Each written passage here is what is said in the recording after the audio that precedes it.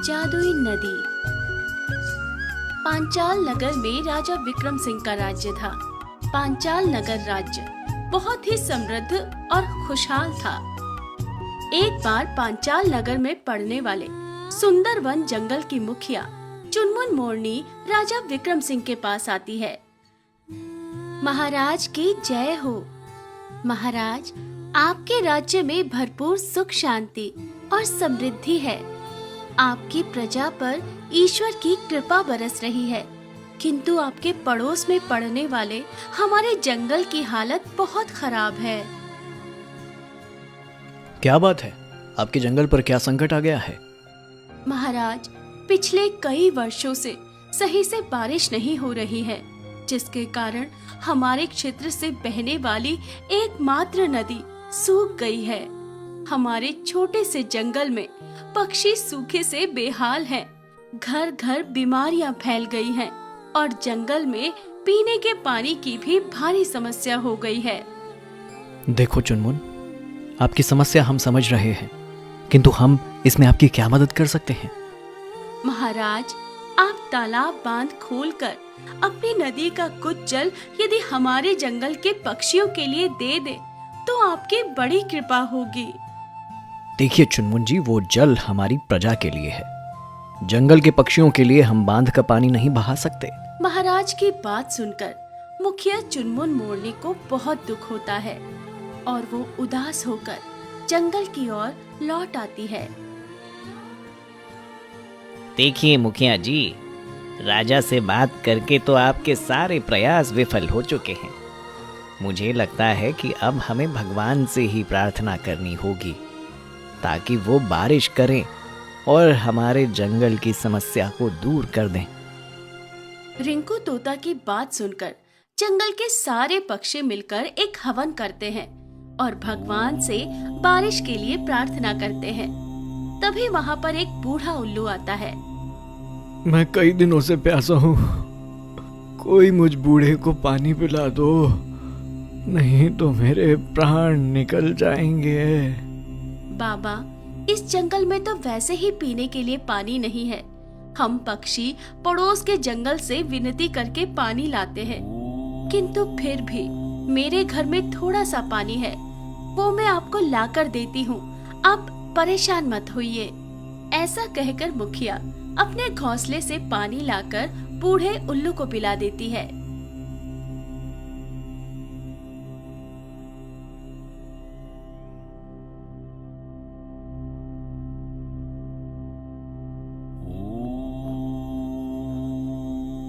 पानी पीते ही बूढ़ा उल्लू एक जल देवता में बदल जाता है।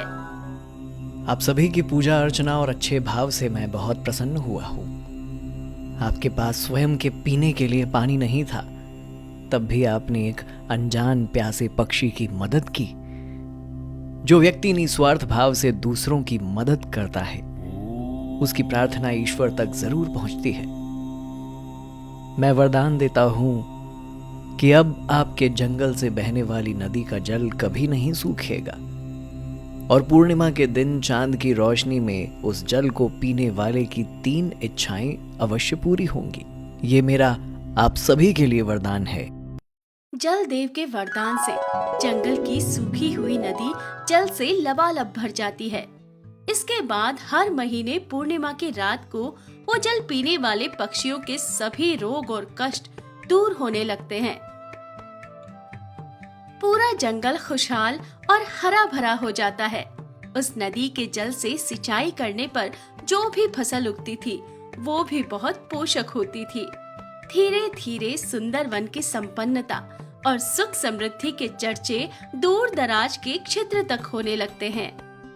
एक दिन राजा विक्रम सिंह को सुंदरवन के विषय में पता लगता है। सुंदरवन में बहने वाली नदी तो कब की सूख चुकी थी, अचानक से वो जंगल इतना हरा भरा और समृद्ध कैसे हो गया? सिपाहियों, जाओ और वहां की मुखिया चुनमुन मोरनी को लेकर आओ।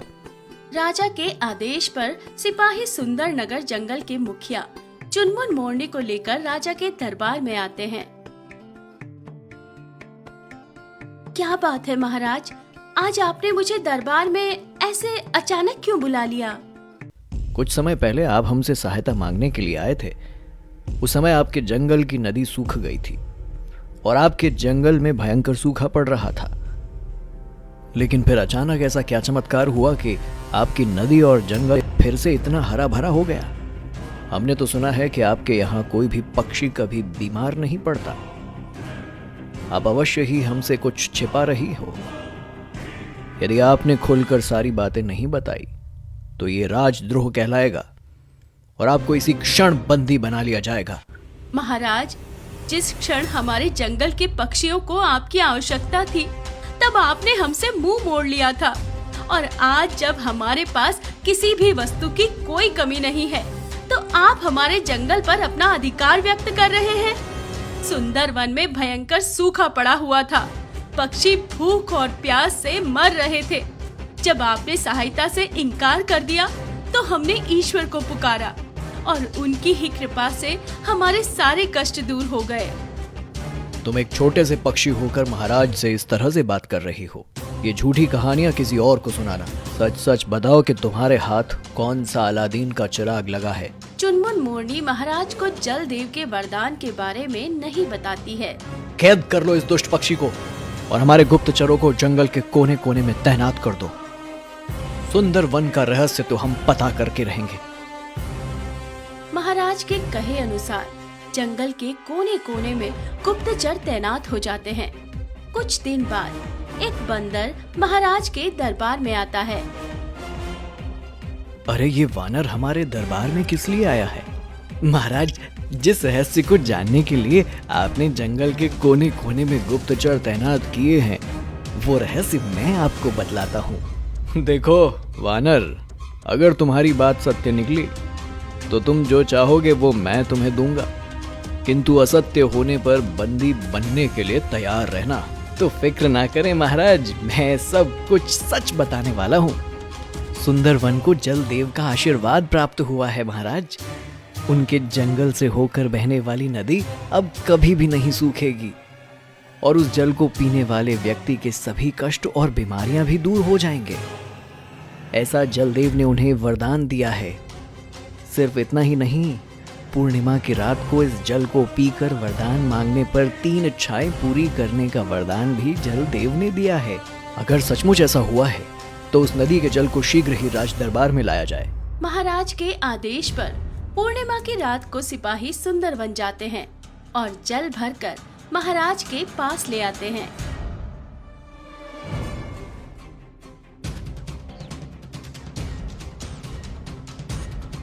अरे वाह, अब इस जल से मैं अपने 3 वरदान मांग सकता हूँ।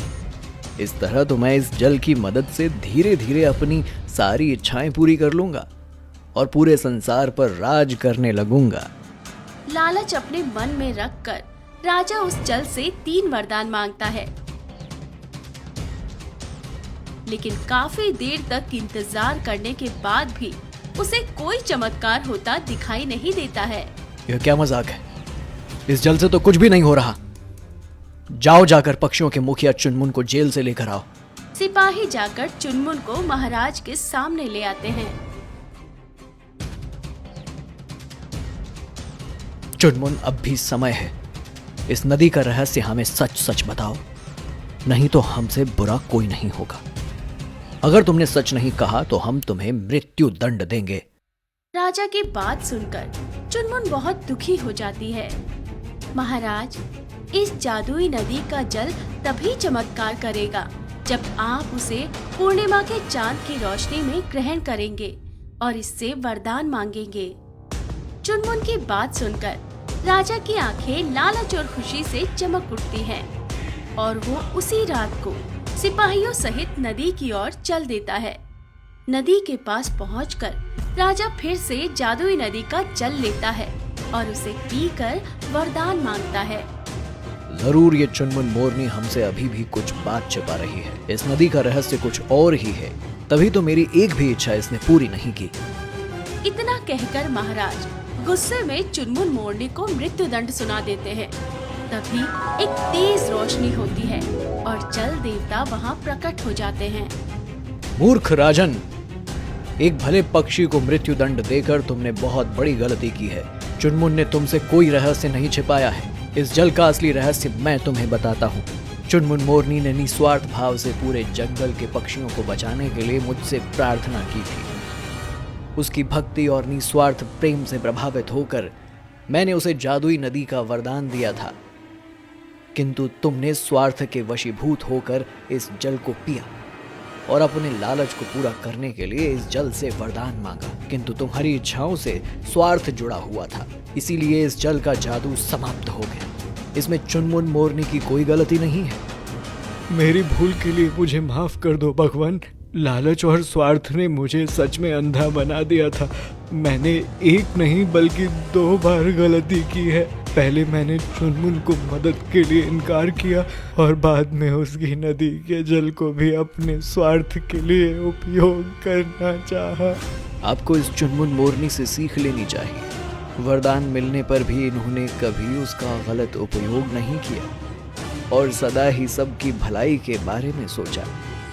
ससम्मान छोड़ देना चाहिए। जल देवता की बात सुनकर महाराज को अपनी गलती का एहसास हो जाता है और वो पक्षी राज चुनमुन को सम्मान सहित सुंदर वन छुड़वा देते हैं।